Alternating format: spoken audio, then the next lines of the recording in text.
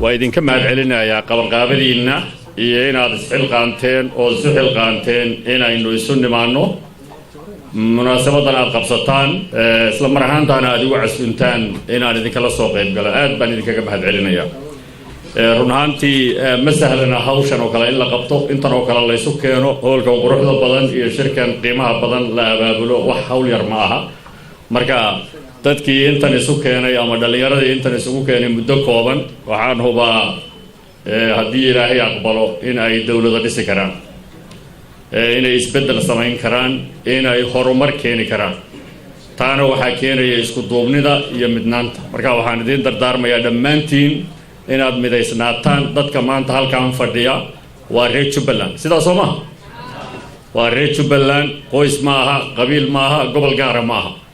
waxa marka ugu horeysa ay dhamaanteen ballan inoo ah inaan ahaano wax la yiraahdo Jubbaland wax ka hooseeyana aynan hoos ugu dhaadhicin taana waxa horseed ka noqon kara ama horseedi kara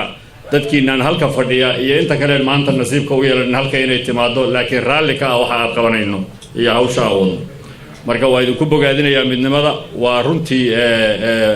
dhiirigelin aad iyo aad u qiimo badan kulligeena aan ka wada faa'iidi karo intaa marka laga tago walaalayaal dhammaantiin waa ogtiin xaaladda dalka Soomaaliya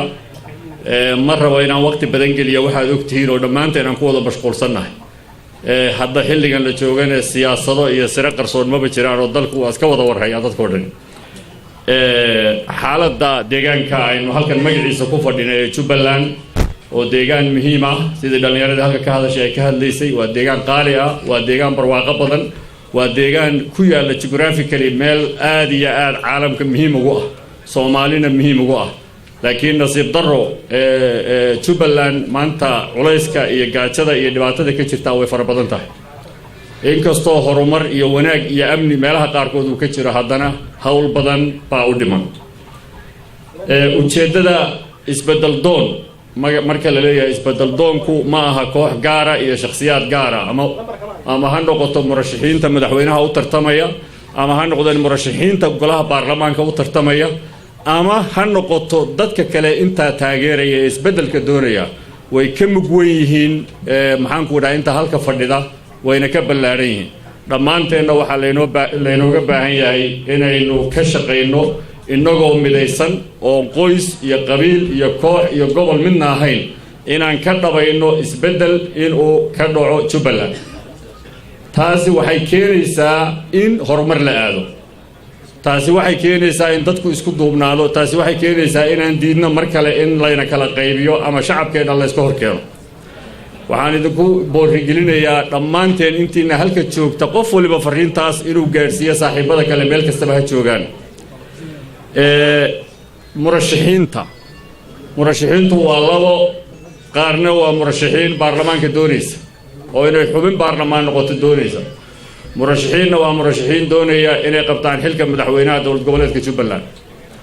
marka halka ay marayso mar haddii dawlad la dhiso oo waqti loo qabto oo waqtigeeda dhamaado waa in doorasho dhacda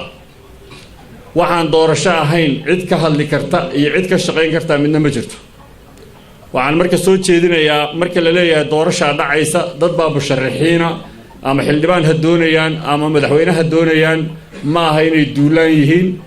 ma aha inay dulmi wadaan ma aha inay Jubbaland duminayaan laakiin waa xadaarad loo baahan yahay in laga qayb qaato oo isbedel u yimaado haddii la tartamana qof baa guuleysanaya waad aragteen dawlad goboleedyada dhan bay ka dhacday waad aragteen dawladda federaalka intaas oo waqti ka dhacdaa Jubbaland kama duwana taasay la mid tahay qof gaara iyo koox gaara iyo system gaar oo isagu iska joogi kara meesha adduunkana kama jiro Afrikana kama jiro Soomaaliyana kama jiro inta marka laga tago muhiimadda isbedelku uu leeyahay waxay tahay in la keeno dhiig cusub in la keeno fikir cusub in la yimaado hogaamin cusub in la yimaado xadaarad cusub oo dhiig cusub lagu shubo maamulka si ay u noqoto mid maxaan ku idhaahdaa ka midha dhaliya hawlaha la doonayo inay dadka u qabtaan oo dadka ugu adeegaan arrinta murashaxnimada waxaan rabaa inaan halka ka caddeeyo anuu murashax baan ahay horena waa u sheegay madaxweynaha Jubbaland baan murashax u ahay taa macnaheedu waxa weeye inaan ahay murashax reer Jubbaland مرشح قويس قارب ميه مرشح قبيل قارب ميه مرشح مارت قبل قارب ميه waxaa loo baahan yahay ay Jubbaland u baahan tahayna waa murashax reer Jubbaland soo saas ma annagoo reer hebel baa murashax noo ah iyo annagoo reer hebel baa murashax noo ah Jubbaland uma baahna sidaas oo ma waa murashax reer Jubbaland ay wada leeyihiin ay wada doortaan wada hogaamiya macnaheedu waxa weeye haddii murashax reer hebel uu noqdo oo la doorto soo madaxweyne reer hebel ma noqonay taas oo ma macnaheedu waxaan rabnaa marka taa in laga gudbo oo loo gudbo murashax reer Jubbaland anigu waxaan murashaxiinii murashax reer Jubbaland qoys iyo koox iyo qabiil iyo cid gaar ah murashax oo ay ma jirto reer Jubbaland haddii la doortana waa hogaaminaya haddii la dooro waayna shacabka iyo reer Jubbaland baan kamid ah mana aha ilaahay baana bixiya ilaahay baana bixiya xilka ilaahay baa qoray cid noqonaysa cid xoog ku noqon kartaana ma jirto cid laaluush iyo lacaga u bixiye ku noqon kartaa ma jirto cid qabiil gaar oo taageero ku noqon kartaana ma jirto taana qof kasta inuu ogaado loo baahan yahay dabcan waana wada garan kartaa inta marka laga soo tago maxaa laga qabanayaa hawlaha yaala iyo hawlaha inuu hor yaala ee faraha badan run ahaantii qofka markuu hoggaanka yimaado waa run culeysku inta waa ka badanaya laakiin waxaa la rabaa focuska iyo directionka meesha u socdo inuu ka lumin innaga waxaa muhiim ah inaan amnigeena sugno oo meeshu hadda marayo hore uga sii qaadno arrimaha bulshada inaan hore u sii qaadno dhaqaalaha in kor loo qaado dhalinyarada reer Jubbaland ama dhalinyarada Soomaaliyeed oo dhan gaar ahaan reer Jubbaland waxaa loo baahan yahay in shaqo abuur loo sameeyo waa xoog waa maskax waa aqli waa aqoon waa hoggaankii maanta iyo bariba haddii laga xidho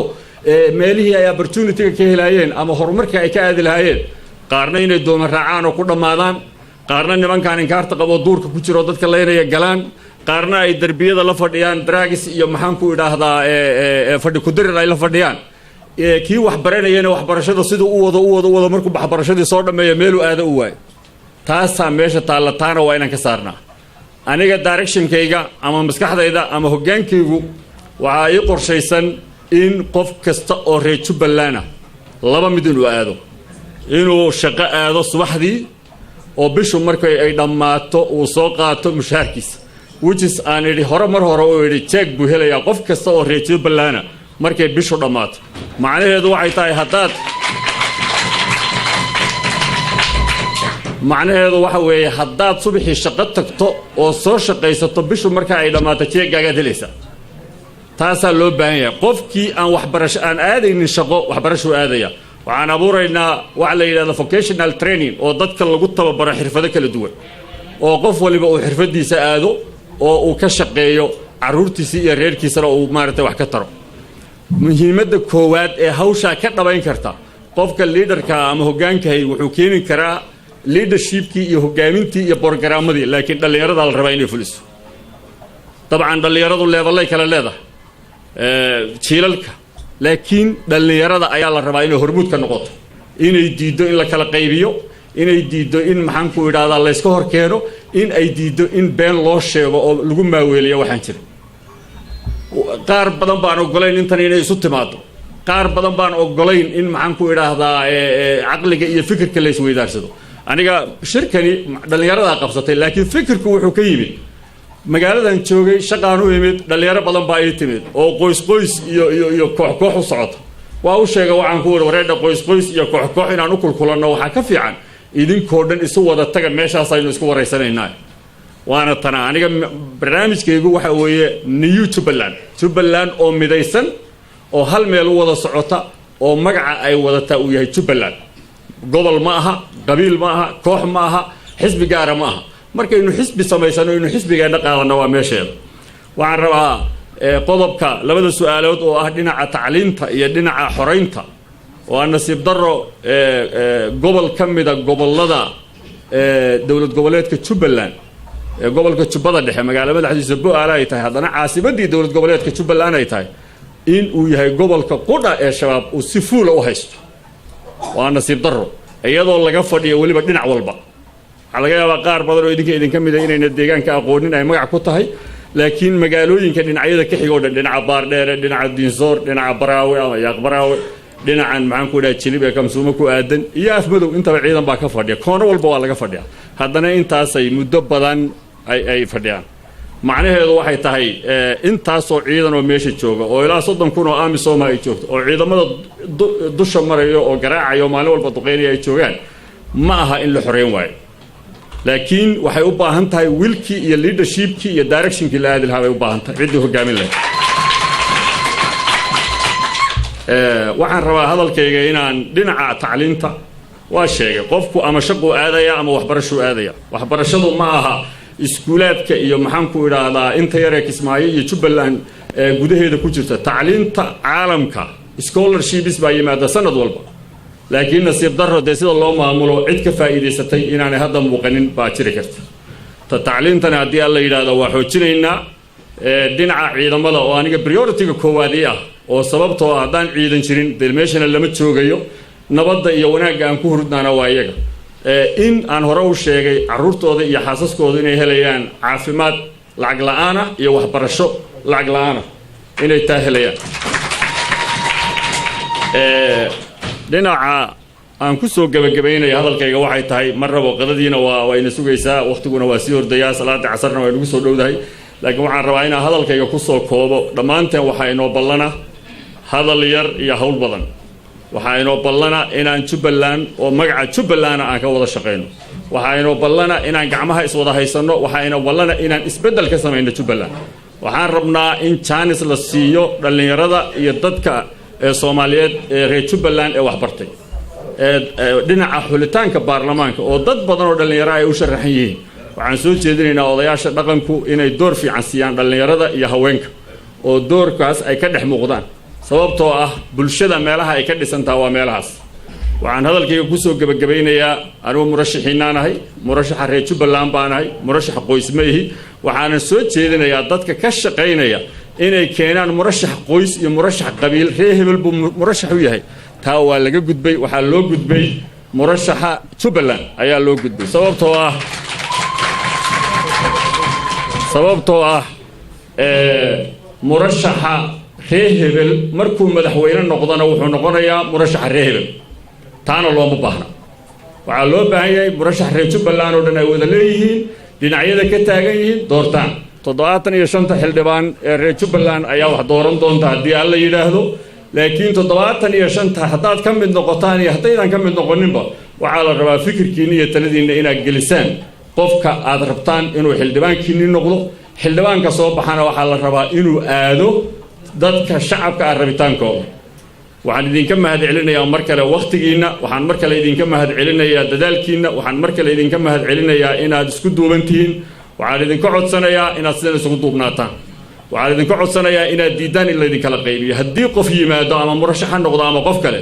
oo idin yidhaahda reer hebel baa halka ku shiraya kaalaya inaad tirahdaan annagu reer Jubbaland baan nahay reer Jubbaland haddaad ugu shirinaysana diyaar baanu nahay haddii kalena reer hebel waa ka soo gudubay because reer hebel macno ma laha haddaan ogolaano reer hebel inaan u kala shirro waxaa imanaysa reer hebel in loo dagaalamo hadhowdi marka waa in laga gudbaa dhallinyaradiinina waa inaad leadershipka qaadataan qodobka kale dhalinyarada waxaan ka codsanayaa inay qayb ka qaataan way ka qaateen haddaba waa hogaamintii isbeddelka inaad ka qayb qaadataan oo hor kacdaan kii xildhibaan noqon waaya kii madaxweyne noqon waaya kii xil kale qaban waaya intaas oo xil oo ka badan baa jirta maxaan ku idhaahdaa dowlad goboleedka Jubbaland oo qof kasta uu qabanaya waxaana muhiimadu tahay waa hoos baa loo dhaadhicinaya waxaa loo dhaadhicinayaa wax la yidhaahdo federalismka in la dhaadhiciyo degmadu waxay yeelanaysaa maamul iyadu isdoorta waxay yeelanaysaa council oo golihii baarlamaanka waxay yeelanaysaa wasiirro yeelanayaan dhaqaale yeelanayaan horumarin bay yeelanayaan waa ka xunnahay inaan jaamacada lagu soo darin Jubbaland oo jaamacada la dhisay ayna jirin jaaliyaduhu waxay qabteen mooyaane waxaan ka xunnahay inaan cisbitaallo lagu soo kordhinin waxaan ka xunnahay inaan iskuulaad lagu soo kordhinin oo meeshii la joogi jiray weli la joogo waxaan rajaynaynaa innagoo isku duuban in aynu la imaanayno hogaamin Jubbaland meeshay hadda maraysa ka qaada oo meeshaan meel ka wanaagsan gaarsiisa waxaan idinka codsanayaa inaad gacmaha is wada haysataan gacmaha is wada haysano midaysnaataanna oo aan Jubbaland wax ka hooseeya aydan ka hadlin aad baa u mahadsantahay waa ka cudur daaraya waqti intan ka badan baan u baahnayn dadkuna wali ma qadaynin mar rabo marka inaa waqti badan ka qaato meesha waa kulushahay hoolku waa yar yahay inkastoo la lahaa markii hore waa weyn yahay laakiin inaad soo buuxiseen oo dadku ka batay baa muuqata marar kale aan isu imaan doonaa shir aan anigu qabtay oo anigu aan idinku casuumaan qaban doonaa haddii alla yidhaahdo oo waqtigiisa leh laakiin kan intaasaan kusoo koobayaa aad baa u mahadsantihiin